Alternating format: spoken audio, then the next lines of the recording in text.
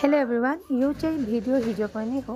हिजो मलाई अलिकति बिजी हुनाले गर्दा मैले भिडियो बनाउन पाइनँ, त्यही भएर अहिले बनाउँदैछु। हिजो हामीलाई इन्भाइट थियो बिहाको लागि, र बिहा भन्दा पनि हामी हर केटीहरूको एउटा नै टेन्सन चाहिँ लुगा के लगाउनु। किनकि बिहामा इन्भाइट गर्दा यता जाँदा उता जाँदा के गर्दा कपडा यति नै जति हुँदा पनि सोटै लाग्छ जाने बेलामा।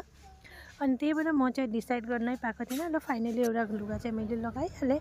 अरू बोलाउनु भएको जग्गामा नगए पनि हुँदैन, मान्दिएर बोलाउनु भएको छ घरमा आइवरी नगए पनि राम्रो लाग्दैन, तर त्यही भएर जानु नै पर्यो। अनि गएँ अनि जो बिहा घरमा जो बाहिर फोटो लागेको हुन्छ नि बेहुला बेहुलीको, मलाई त्यो फोटो हेर्दा चाहिँ बहुत राम्रो लाग्छ।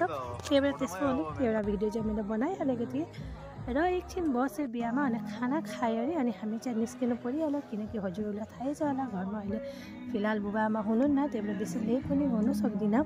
यहाँ हेर्नु बेहुलीलाई कति राम्रो देखेँ किन्ने, बेहुलीको ड्रेसमा चाहिँ कति सुहाउँछ नि हर केटीहरूलाई। र फाइनली हामी चाहिँ बिहा घरबाट निस्किए।